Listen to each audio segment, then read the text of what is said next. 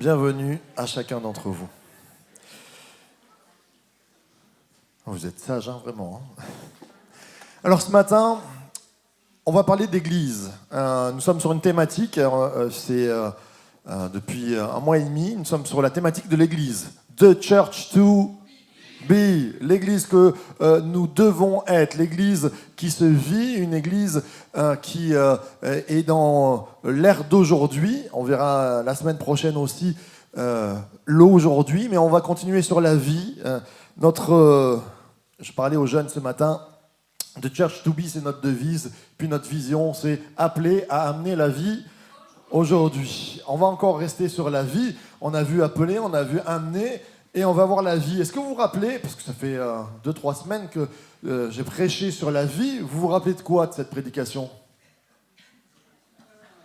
Pardon? Pardon? J'ai pas entendu, vous vous rappelez de quoi? Il y en a, ils n'osent pas le dire. Hein. Je parie que vous vous rappelez de ça.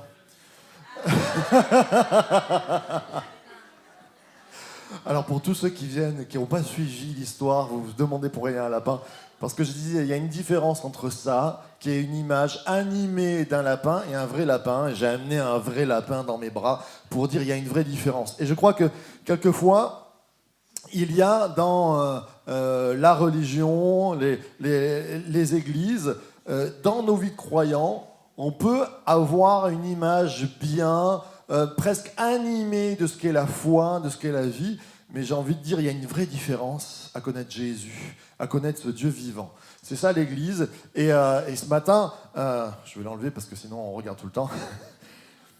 Une Église, qu'est-ce que c'est une Église ?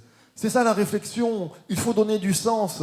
Je dis souvent à tous les collaborateurs, les frères et sœurs qui travaillent dans cette église, il faut donner du sens à nos actions. On s'habitue vite, on rentre vite dans des traditions qui pour nous veulent dire quelque chose, mais pour beaucoup, on se demande qu'est-ce que ça veut dire. J'allais même dire, dans nos prières, dans nos chants, peut-être que tout à l'heure on a chanté « Je t'exalte, je te glorifie ». Nous, ça fait longtemps qu'on lit la Bible, on le comprend. Tu viens pour la première fois, je t'exalte. Waouh, creuse-toi la tête. Qu'est-ce que ça veut dire ? Ça veut dire que je suis joyeux quand je rencontre Dieu. Hein, on peut avoir de la joie quand on rencontre Dieu ? Ouais.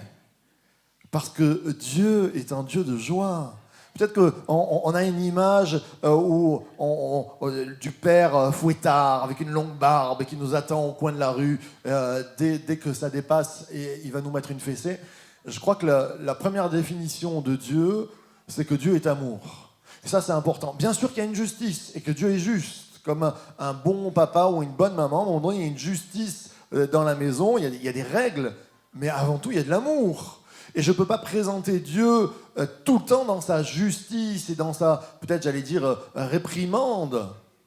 La première chose, dans un foyer normal, dans un foyer où il y a un papa et une maman, normalement, ce qui prédomine, c'est l'amour. C'est pas la correction, vous êtes d'accord avec moi ? Parce qu'il y a des enfants qui ont connu un foyer où la correction prédominait, ça marchait droit. Mais il n'y avait pas de relation, il y avait de la crainte, il y avait de la peur. Et je crois que Dieu là, ce qui prédomine dans l'Église, c'est l'amour, parce que Dieu est amour.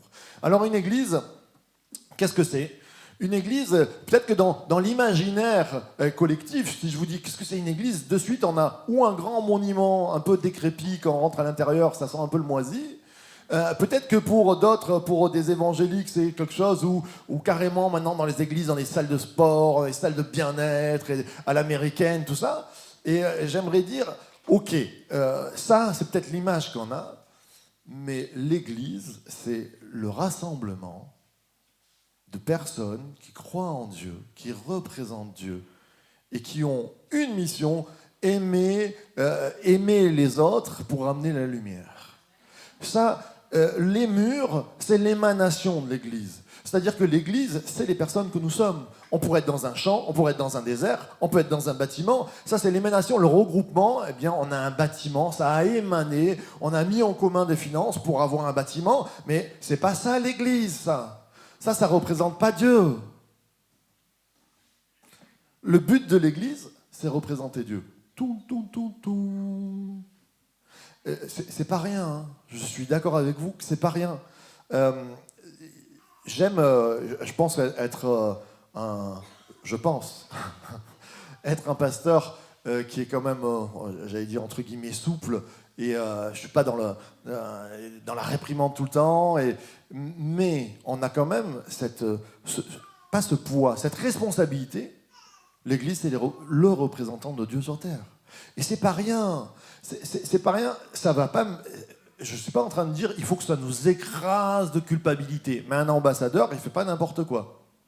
Et on est appelé à être ambassadeur auprès des hommes, auprès de tous ceux qui nous entourent, de cette société. Nous sommes les ambassadeurs de Dieu. Et attention, c'est là où on n'est jamais équilibré. Si je vous dis on doit être les ambassadeurs de Dieu, alors petit veston au carré, soyons sérieux. Mais ça, c'est pas Dieu. Ça, c'est être un ambassadeur peut-être politique. Mon Dieu, il a créé ce monde, j'allais presque dire, c'est pas au carré. Des fois, oui, c'est plutôt arrondi. Mais regardez la vitalité, la couleur. On va parler de vie ce matin. L'Église, on est appelé source de vie. On est appelé à amener la vie. Mon Dieu est un Dieu de vie. Je suis représentant de la vie avant, pas de l'ordre, avec la main comme ça sur le cœur en disant nous sommes les représentants de Dieu et nous ne sourions jamais. C'est pas ça. Il nous a dit que Dieu rit. Regardez la vie qu'il a créée. Moi, je crois à un Dieu créateur. Je ne crois pas qu'on est là au hasard. J'aime au printemps, je me souviens quand j'habitais à la campagne, 6h du matin, la vie elle est là, les oiseaux qui commencent à chanter, des fois c'est même presque casse-pied, ça commence par les merles, après il y a les pies, et ça chante. Mais c'est vrai, vous connaissez ça, vous aussi, les oiseaux qui te réveillent, quand tu manges des fruits, le Seigneur il n'a pas fait des poissons panés, qui sont pas beaux, qui sont, tu sais, les trucs de cantine. Regarde des arbres fruitiers, regarde tout ce qu'il t'a donné autour. C'est la vie, et la vie en... Ben c'est ça. Nous devons être les représentants. Bien sûr qu'il y a une responsabilité dans le sens où on ne fait pas n'importe quoi. Ça s'appelle le témoignage. L'Église a un témoignage. Je ne vous dis pas d'être parfait, on n'est pas parfait. Mais on peut travailler à donner cette image. La première image qu'on devrait donner, c'est que notre Dieu est un Dieu de vie. Notre Dieu est un Dieu d'amour. Et bien sûr, essayez de ne pas... Parce qu'on peut détruire la vie par nos propos méchants, quelquefois. Il est arrivé, pas ici, parce qu'à Fréjus, nous avons une telle belle église, mais il est arrivé que dans des églises, il y ait des propos méchants, par exemple. Ça ne vient pas de Dieu. Il est arrivé qu'il y ait des guerres de religion, protestants, catholiques, qui se sont entretués, massacrés. Waouh, génial. Là, c'est l'antithèse de ce que Dieu est. Et bien sûr, il y a de l'humain, et on est tous humains. Et il y a quelquefois des moments où il nous faut se reprendre. Il y a des moments où, vous savez, votre pasteur n'est pas parfait, vous le savez. Certains disent oui, ça on le sait. Je me rappelle, pour vous dire le témoignage, où ça commence.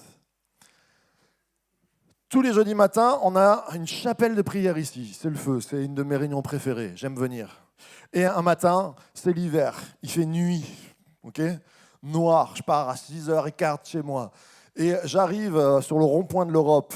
Juste avant, c'est 70. Et puis, il y a une double voie juste après le rond-point de l'Europe. Un 30 tonnes devant moi. Je dis, bon, je double. Il y a eu la poussière et tout ça à 6h. Je le double. Et là, derrière, je vois des gyrophares. Pourtant, vous savez que votre pasteur n'a jamais aimé la vitesse et roule toujours très doucement. Et là, je me fais arrêter. Je dis, oh non, c'est pas possible. Et le monsieur me dit, il m'arrête, il me dit, bonjour. Ben, bonjour. Il me dit, vous saviez à combien vous roulez? Je le regarde, je dis, il est 6h15 du matin.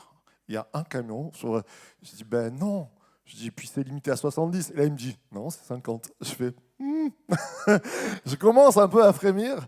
Il me dit, vous n'étiez pas à 50. Je dis, alors, en toute honnêteté, je ne pense pas que j'y étais. Et là, dans ma tête, je me dis, pourvu qu'il ne me demande pas qu'est-ce que je fais dans la vie. L'ambassadeur a commencé à blêmir. Et vous alliez où? Et là, j'ai eu la tentation de dire, ma femme est enceinte, je suis pressé, elle va accoucher. Tu t'imagines? Double peine, tu mens. Oh, non. La tentation. J'ai résisté à cette tentation-là. Je lui ai dit, je vais ouvrir l'église, je suis pasteur. Là, sa collègue de boulot, elle a tapé le coude. Elle a dit, on ne peut pas mettre une amende à un pasteur quand même. Mais lui, il avait l'air un peu anticlérical quand même. Il a dit, mais bien sûr qu'on va lui mettre. Ça le réjouissait. Écoutez, juste j'explique qu'on n'est pas parfait, bien sûr. Il nous arrive de commettre quelques petits écarts. C'est pas pour autant qu'il ne faut pas travailler. On a un témoignage. Parce que je me dis, là, le gars, pendant 10 ans, il va raconter à toutes les fêtes de famille, « Hé, vous savez quoi? J'ai arrêté un pasteur qui roulait 20 km/h peut-être au-dessus de la vitesse. » Ah mince. Et je parle de ça parce qu'il faut toujours un équilibre. Bien sûr qu'on a la vie, mais la vie que nous proposons ne doit pas nous engager à faire n'importe quoi. Il y a une liberté sociale, comme on dit, la liberté, elle commence là où termine celle des autres. Bien, on est ensemble et on doit avancer ensemble. Nous sommes les représentants. L'Église, elle représente la vie de Dieu. Elle a pour mission d'amener la vie. C'est une mission. Notre mission, le but, c'est on représente Dieu, ce Dieu de vie, ce Dieu de joie et ce Dieu de pardon. Quand je suis arrivé à la réunion de prière, je dis Seigneur, pardonne-moi. Mais je crois que le Seigneur, il nous pardonne. Et c'est ça qui est bon. Et en même temps, on doit amener la lumière, on doit amener la vie autour de nous. Ça, c'est l'Église que nous devons être. The church to be, elle amène la lumière, elle amène la vie. J'aimerais entendre un grand amen à ceux qui le croient. Allez, on passe sur le lapin. Hop là. On va lire un... Alors la vie, bien sûr, pour nous, elle est centrée autour de Jésus. Jésus qui est cette personne que Dieu a envoyée pour que le monde soit sauvé. Il nous a dit que dans la Bible, Jésus, il dit « Je suis le chemin, la vérité et la... » Oh, vous êtes bons ce matin.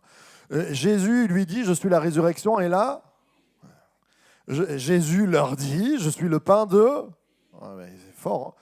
Celui qui a le Fils a la... OK? Donc, tout le programme de Jésus, c'est la vie. Et peut-être que tu te dis « Ah, mais... Dis donc, je n'avais jamais pensé à ça, que dans une église, il y a la vie. » Mais oui, ce matin, si on est nombreux, c'est que ça déborde de vie, c'est que les personnes qui sont ici, c'est que vous avez trouvé quelque chose d'intéressant, qui est la vie.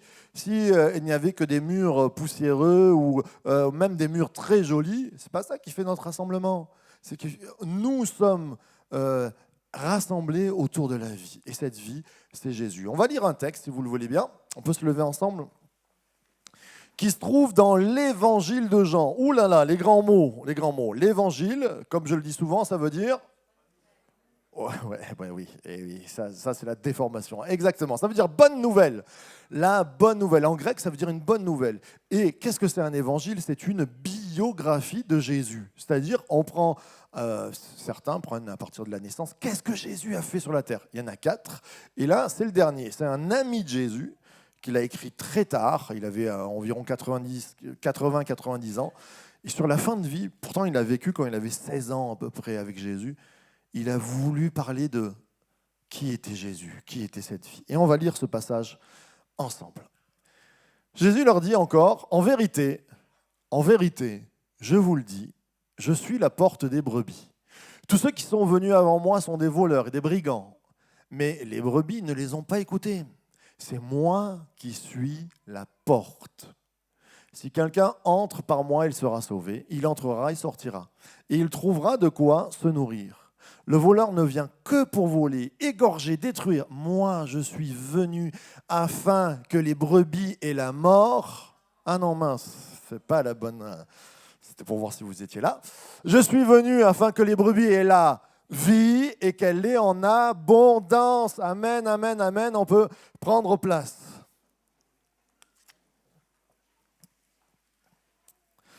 Allez, ce matin, je vous amène comment je travaille sur une prédication. On peut avoir toutes sortes de prédications. On peut avoir des thématiques, une prédication thématique, l'amour de Dieu. Alors, on va prendre un texte dans Genèse, l'amour. Là, on va travailler, ce n'est pas une thématique, c'est une textuelle, on va travailler sur le texte. On va aller voir qu'est-ce que le texte nous dit. Parce que quelquefois, on lit des choses, les paroles de Jésus, mais qu'est-ce qu'il veut dire? Déjà, il commence en disant « en vérité, en vérité ». En hébreu, ça donne quoi? Amen, amen. Amen, amen. C'est ce qu'il est en train de dire. Oui, alors mon frère m'a dit « émet, émet ». Et oui, le mot « vérité ». Mais ce que Jésus dit, en fait, c'est « amen, amen ». en vérité, en vérité. Mais pourquoi il répète? Il aurait pu dire Amen, en vérité. Mais non, il se dit, il y a une répétition. Ça, c'est l'hébreu. L'hébreu, le style de l'hébreu, nous en français, une répétition, c'est insupportable. Quand on faisait des poèmes, quand on était moi j'ai fait première et terminale littéraire, on faisait des écrits, surtout pas de répétition en français. On a des synonymes, par exemple, à employer. Non, l'hébreu, très simple, mais on répète, on répète, on répète. Parce que la répétition, c'est ce qui va nous amener à comprendre, à entreprendre. Il y avait un vieux proverbe, je ne le connais même pas par cœur, qui disait 100 fois sur le métier. Voilà. En gros, c'est-à-dire, si tu veux apprendre à travailler, c'est en forgeant qu'on devient forgeron. Tu fais toujours le même geste, et tu vas apprendre. Pour tous ceux qui ont commencé à planter des clous, tu sais très bien que le marteau, je ne sais pas pourquoi au début, il vise tes doigts. C'est vrai. Et alors on met des gants, et même quelques fois après, hein, mais à force de planter des clous, eh ben, tu commences à devenir précis. Eh bien, quand Jésus exprime une pensée, et au travers de la langue hébraïque, c'est cette pensée-là, c'est qu'on enfonce le clou petit à petit. On devient, je crois, on ne devient pas un croyant saint, parfait, merveilleux, du jour au lendemain. Non, ça, il ne faut pas y croire. Il y a un changement qui prend place tous les jours. Et c'est pour ça que les premières paroles de Jésus, qu'on appelle les béatitudes, où il va commencer en disant « Heureux, heureux êtes-vous », le parallèle en hébreu, le même mot « heureux », ça veut dire « en marche ». Je vous l'ai déjà appris ça, « en marche », un pas après l'autre. Bien sûr qu'on n'est pas arrivé quand on commence, mais un pas après l'autre, on voit qu'on fait un parcours. Le parcours de la foi, c'est ça. Des fois, ça s'arrange miraculeusement, parce que Dieu agit, mais des fois ça prend du temps. Le chemin est long. En vérité, amen, amen. Et Jésus est en train de dire, ce que je vous dis, c'est la vérité. Je suis le chemin, mets-toi en marche, je suis le chemin, la vérité. C'est-à-dire, si tu marches sur le chemin avec Jésus, tu marches dans la vérité. Il ne va pas te tromper. Ce qu'on dit là, et je peux l'affirmer droit dans les yeux, c'est la vérité. Elle ne trompe pas. Si tu n'as jamais expérimenté le chemin de foi avec Jésus, essaie. Parce que souvent on dit « Ah non, mais moi j'y crois pas, nanana, nanana. » Est-ce que tu as déjà essayé? Est-ce que tu as déjà donné une chance à Jésus? Est-ce que nous-mêmes, en tant que croyants, on donne encore une chance à Jésus? Quelquefois, on vient à l'église, et puis il y a des cases, tu sais, tu dis « Ah, là, c'est la case où, oui, sur ma famille, je crois. » Et puis, tiens, là, c'est la case mon corps, il est malade. Ah non, là non, je retire. Là, c'est la case financière. Ah non, non, Dieu ne peut pas agir financièrement. Et pourquoi Dieu n'agirait pas dans tous les secteurs de nos vies? Il nous a dit, il nous a créé corps, âme et esprit. Eh bien, je crois que dans mon âme, dans mon corps, dans tout ce qui touche ma vie, Dieu peut agir. J'aimerais entendre un grand amen à ceux qui le croient. Amen. Alors en vérité, Jésus a enfoncé le clou en disant, si tu marches, c'est une promesse. Et moi, en tant que représentant de Jésus, je te l'affirme, c'est une promesse. Si tu marches avec Jésus, si dès aujourd'hui tu dis, je veux marcher avec toi, il y a des choses qui vont avancer dans ta vie, qui vont se mettre en marche. Tu le crois? Alors dis Amen. Parce que Amen, ça veut dire en vérité, c'est vrai. Je vous le dis, je suis la porte. Là, et il y a la porte des brebis. Allez, on va voir ça ensemble.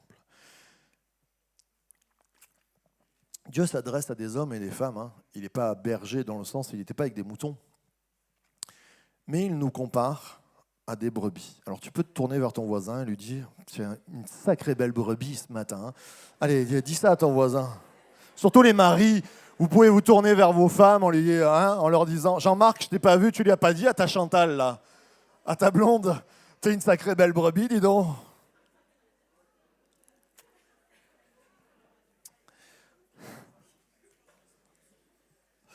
Je vais vous interdire de dire tu sens la brebis, hein. Ça c'est pas la même.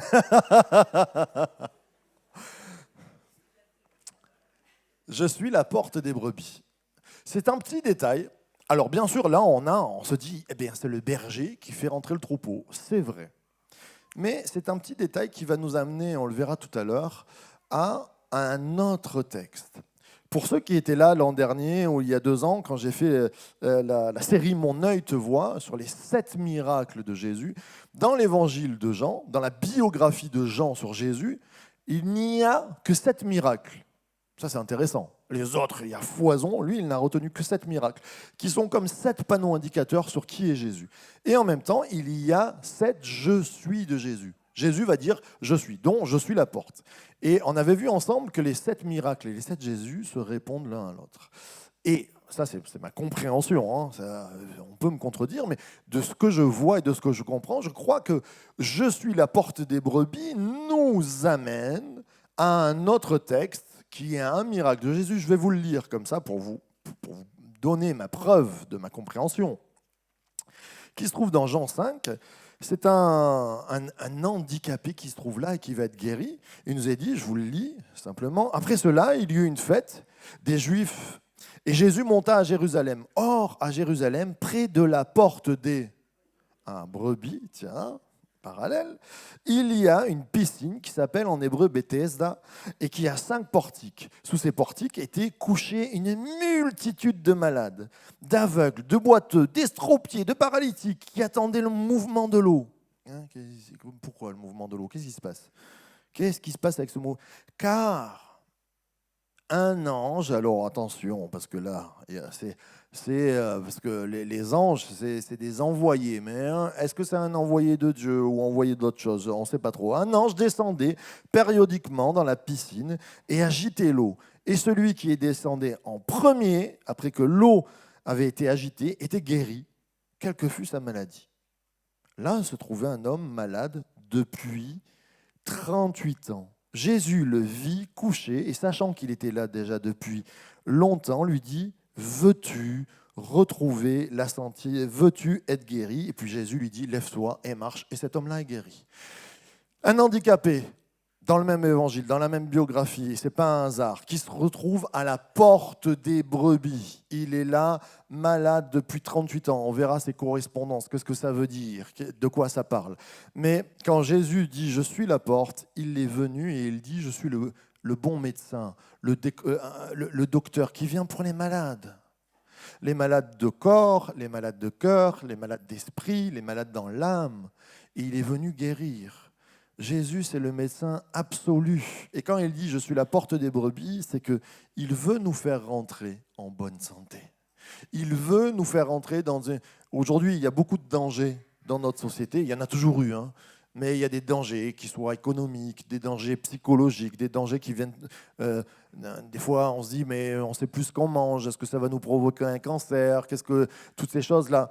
Moi, je crois que Jésus aussi peut nous garder dans toutes ces choses-là. Je ne suis pas un utopiste, qu'est-ce que tu es en train de rencontrer? Je crois que Dieu est vivant. Je m'adresse à un Dieu vivant. Je crois que Jésus a fait des miracles et encore aujourd'hui, dans l'Église Source de Vie, il y a des miracles qui se passent. Ça bouge. Là, il y a une sœur, la dernière fois, elle vient, on était en haut, et je vais pour lui faire la bise. Elle me dit « ah non, ne me fais pas la bise, j'arrive même pas à tourner le cou, j'étais mal, on était avec Timothée, je ne sais pas où il est Timothée. Puis je lui dis, tu veux pas qu'on prie pour toi? Oui.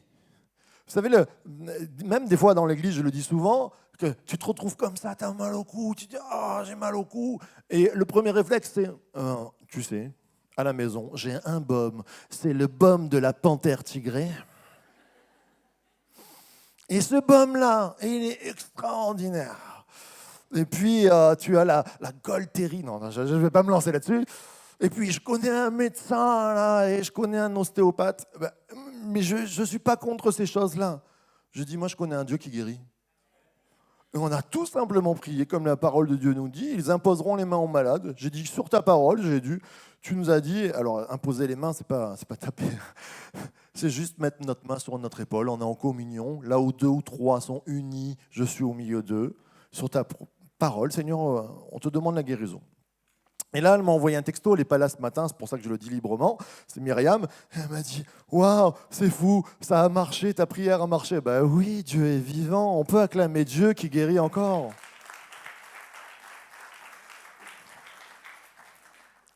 Je suis la porte des brebis. Il veut te faire entrer en bonne santé.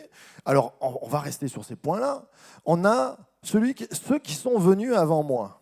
Et là, je vous ai lu un texte où il y a un truc, on disait un ange. Alors, j'ai vécu 3 ans à Jérusalem, donc je suis allé voir à Bethesda, j'ai lu des bouquins là-dessus. En fait, ce n'était pas une croyance juive, c'était une croyance romaine qu'il y avait des divinités angéliques qui venaient au travers des eaux. Et d'ailleurs, dans tout Israël, il y avait par exemple le dieu Pan qu'on adorait dans le nord, là où il y avait des sources d'eau. Et dès qu'il y avait de l'eau, les Romains étaient très affiliés avec l'eau. Et ils disaient, et je crois qu'il peut y avoir des êtres, si je crois en Dieu, je crois aussi en des autorités spirituelles qui ne sont pas de Dieu et qui viennent faire des miracles, qui viennent bouger. Je ne suis pas en train de... Oui, si, je vais critiquer un petit peu. Il y a des fois, on va vous dire « Ah, je connais un rebouteux, je connais un truc, c'est un peu ésotérique, mais oh, ben, ça peut marcher. Hein. Mais oui, ça peut marcher. Mais ce n'est pas Dieu. Et ça ne ressemble pas à Dieu. Et là, dans le texte, je peux vous dire que ça ne ressemble pas à Dieu. Parce que déjà, il y en a un qui est guéri toutes les fois. Et puis c'est le premier qui... Jésus n'a pas dit c'est le premier qui vient qui est guéri. Hein. Ce n'est pas du tout biblique. Jésus a dit que celui qui a soif vienne et se désaltère. C'est-à-dire tout le monde est invité. Tu t'imagines, ce matin, je dis, voilà celui qui veut être guéri, le premier qui lève la main. Oh, ah ben voilà, il n'y a qu'un guéri. Mais c'est pas ça la justice de Dieu. Imagine, on est à table, tu as une famille de... Moi, j'ai 2 enfants. On est là, j'ai attention, qui c'est qui veut de la pizza, qui lève la main, hop là, Noah, tu manges pas, tu as levé ta main en dernier. Eh ben, c'est pas Dieu, ça. Hein. Et il y a des choses qui font que, quelquefois, oui, on peut s'attendre à des... Mais Jésus dit c'est incomparable. Et moi, j'ai envie de te dire... Et souvent, je parle avec ces gens-là, je leur dis pas, mais ton rebouteux, il est nul, c'est n'importe quoi, c'est dangereux, tout ça. Je leur dis, mon Dieu, il est plus grand.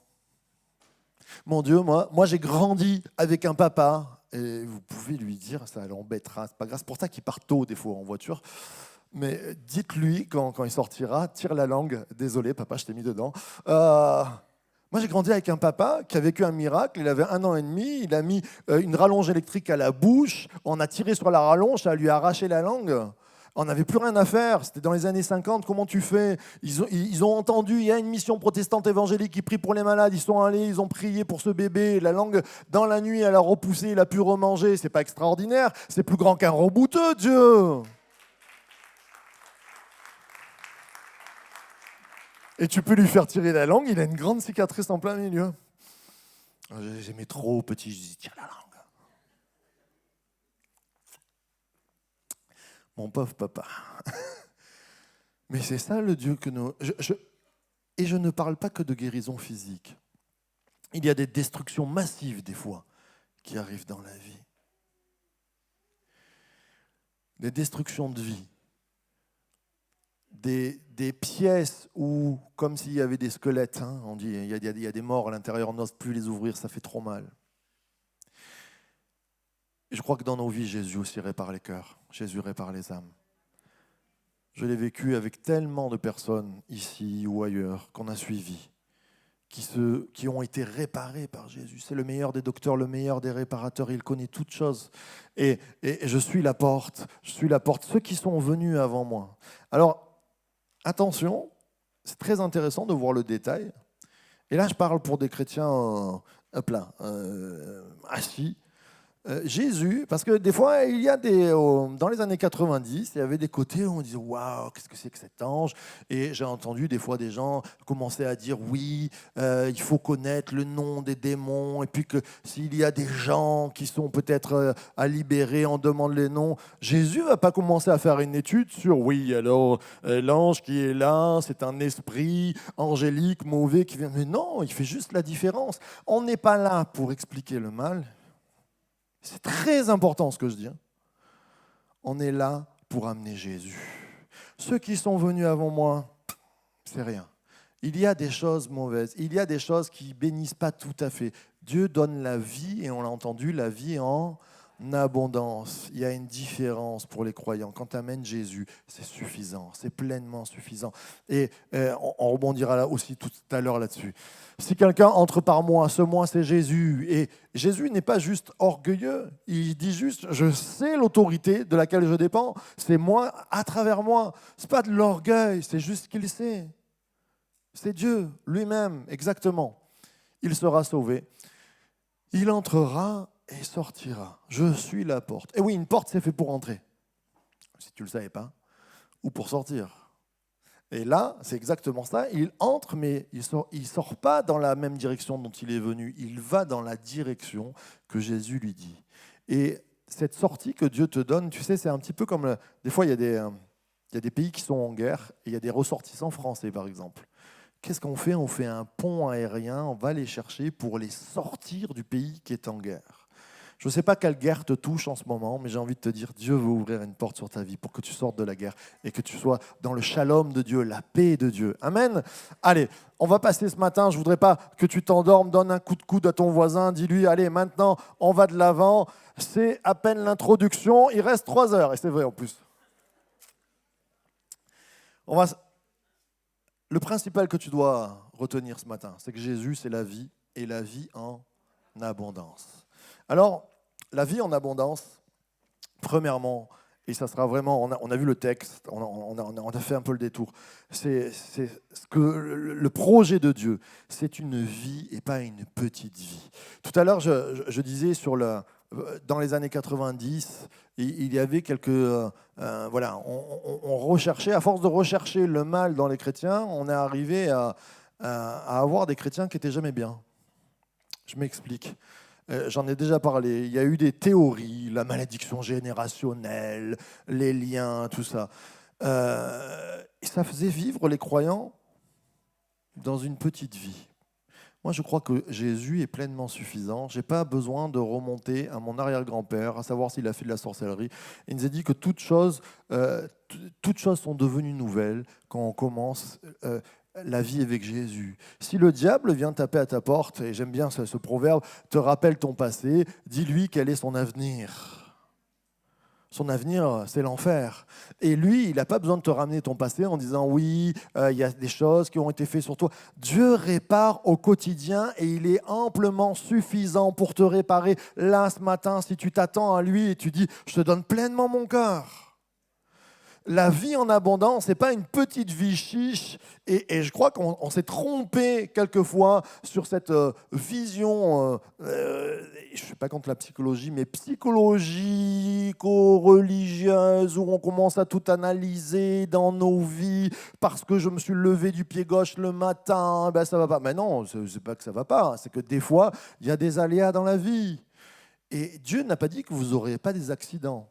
Dieu n'a pas dit qu'il n'y aurait pas des tunnels un peu sombres dans lesquels on devra traverser. Mais la différence, c'est comment tu vas sortir du tunnel. Et quand ça ne va pas dans ma vie, je lève les yeux vers les montagnes et je dis d'où me viendra le secours? Le secours me vient de l'Éternel qui a fait la terre et les cieux. Je le déclare, je dis mon Dieu, il est plus grand que mes problèmes. Mon Dieu, il est plus grand que ma compréhension de la vie. Il m'a promis la vie en abondance et cette vie en abondance, accroche-toi, c'est une promesse. Tu sais, quelquefois, on complexifie la parole de Dieu. Et moi, je suis un fouilleur de la parole de Dieu. J'aime fouiller, j'aime analyser toutes ces choses-là.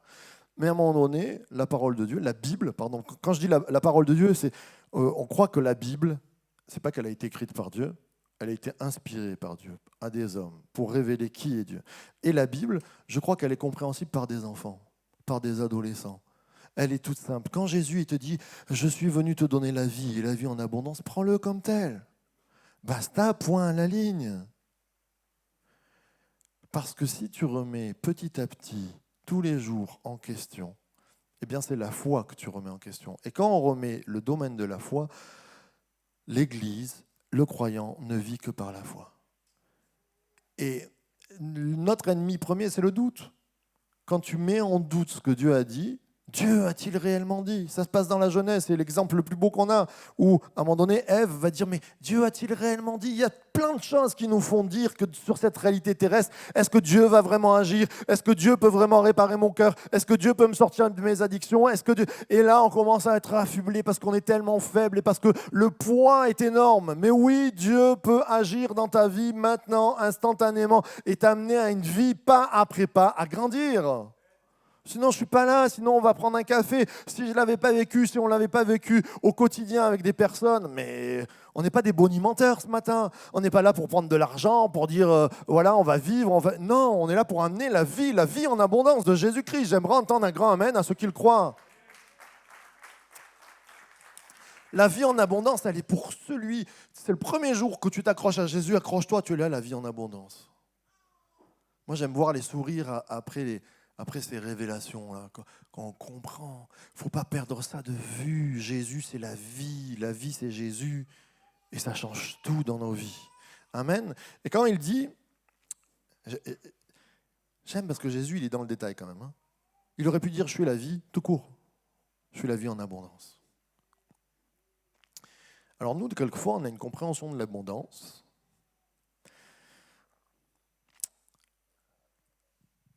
La Mercedes coupée, les Nike RTN, le casque, non, j'allais dire Beats, c'est dépassé, les ailes, pas les ailes dans les oreilles, mais... En fait, on a une société qui a trouvé son bonheur sur, entre guillemets, le matérialisme. J'acquéris, je gagne financièrement, je suis heureux. Sauf que tu t'aperçois que les plus grands milliardaires, des fois, ils ne sont pas heureux. Ce n'est pas ça le bonheur. Le bonheur, il se trouve à l'intérieur du cœur. Et la première chose que Dieu donne, c'est le contentement. Il y avait un petit chant, je ne pense pas que tout le monde le connaisse, qui disait « Toujours content, sous la pluie ou sous le beau temps, quand c'est facile ou difficile, sachons être contents. Un cœur joyeux bannit ce qui est ennuyeux. » Je suis tout seul. Soyons comme me dit l'Évangile, content et joyeux. Amen.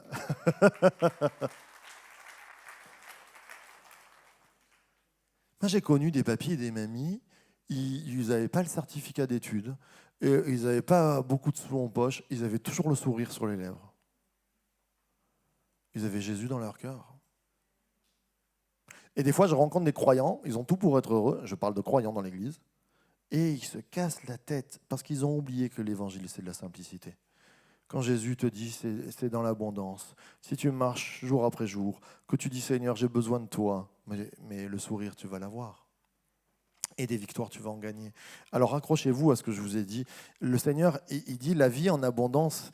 Et il rappelle, par rapport à ceux qui sont venus avant moi, il y a plein de choses. Le matérialisme, c'est la vie, oui, mais ce n'est pas la vie en abondance.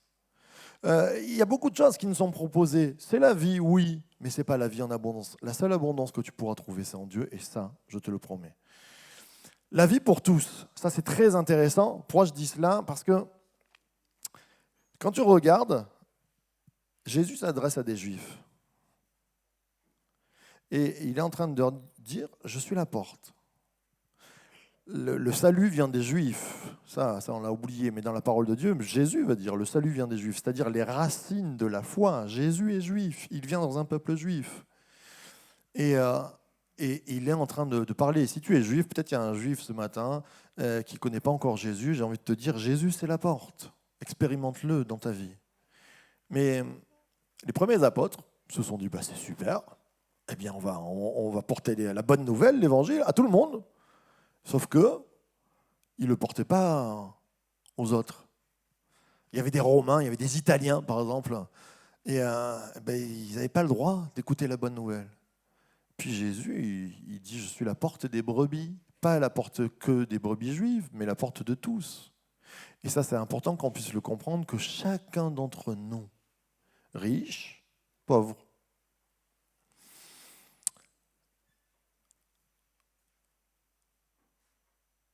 Marseillais, Paris, je sais pas, parisien, tu crois, hein, Nicolas? Parisien,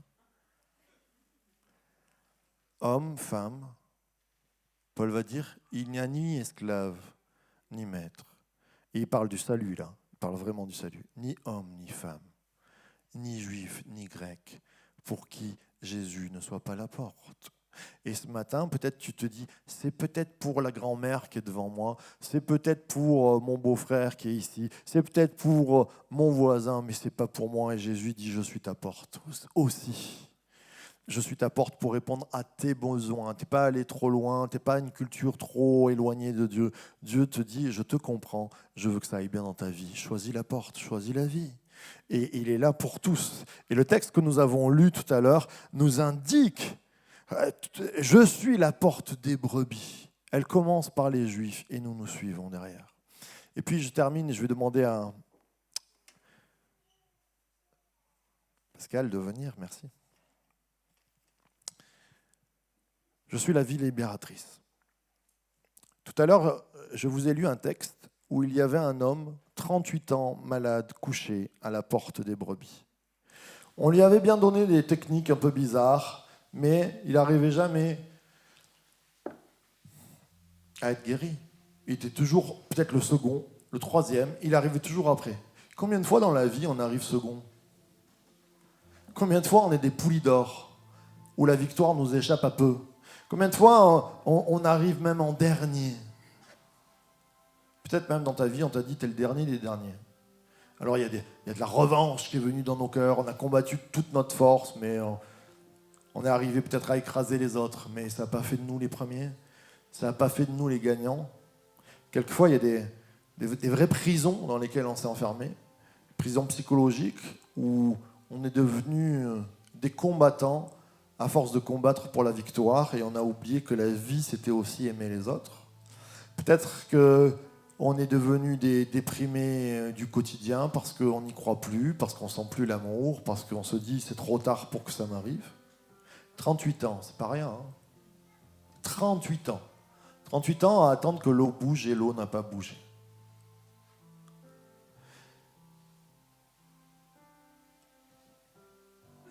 Moi, je me dis, cet homme-là, il a dû se dire, ça devait être, pourquoi Jésus n'est pas né avant et que je ne l'ai pas connu 30 ans avant? C'est comme ça. Peut-être que ce matin, tu te dis, mais pourquoi ce message-là, il vient aujourd'hui? Ben, c'est comme ça. Je ne peux pas te répondre, je n'ai pas tous les détails. Ce que je sais, c'est que 38 ans ne revient qu'une fois dans la parole de Dieu. 38 ans. Et il y a une fois où il revient, et ce n'est pas un détail pour Jean ne met pas les chiffres au hasard. C'est exactement le nombre d'années, il nous est dit, dans la parole de Dieu. Alors on dit souvent que Israël a tourné 40 ans dans le désert pour entrer dans le pays promis, mais il y a un verset où il nous dit qu'ils ont tourné d'un point à un autre pendant 38 ans dans le désert. Cet homme-là, il représente ce peuple d'Israël. Et quand je disais pour tous, premièrement, Jésus parle au peuple d'Israël, il dit, vous êtes dans un désert sans Messie. Vous êtes dans un désert sans moi.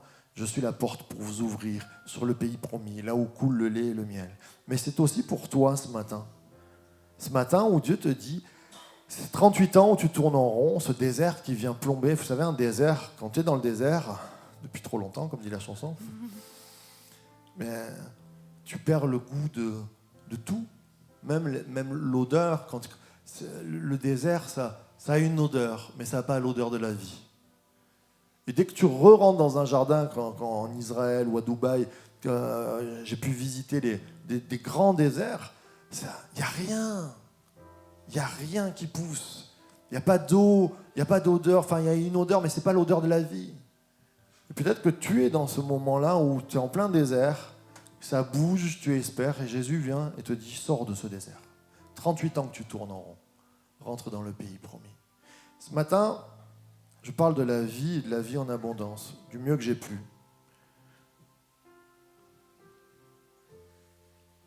C'est un trésor que Jésus nous offre, qu'est la vie.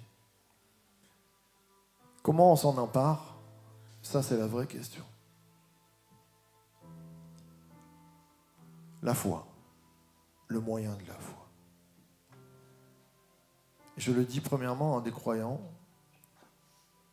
on peut venir à l'église et plus avoir la foi. Il y a des situations qui semblent mortes. Eh bien, Jésus te dit, aie la foi ce matin. Je suis ta nouvelle année. Je suis ta nouvelle saison. Je te fais sortir de ton désert. Il y a des chrétiens tristes. Ça peut arriver. Dieu veut te redonner la joie de vivre ce matin. Puis je parle à des personnes qui viennent peut-être pour la première fois, où Jésus dit, sors de ton désert. C'est le moment. Et si tu donnais une chance à Jésus ce matin, et que tu lui disais, je prends ton option. Comment on accepte Jésus? Simplement, on va se lever ensemble.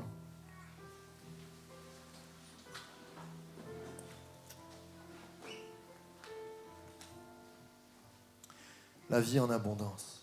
Comment tu acceptes Jésus ce matin? Jésus est présent ce matin. Et on va avoir les yeux fermés. On ne se regarde pas. Mais on a peut-être des besoins dans notre vie.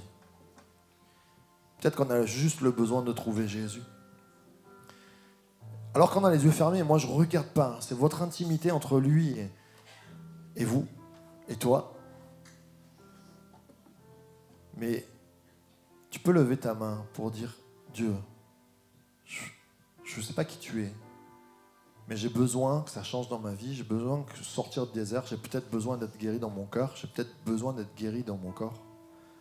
Je lève ma main pour dire j'ai besoin de toi.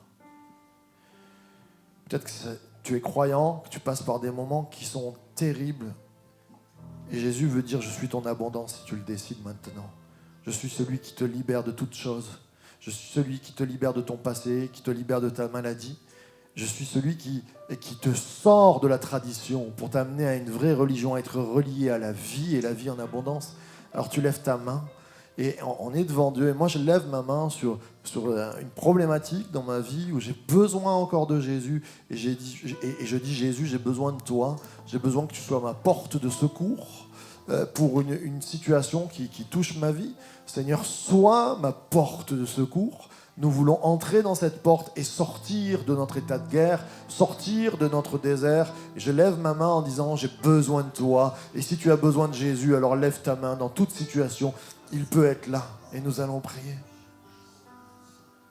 Notre Père, nous sommes devant toi. On a besoin de toi, Jésus.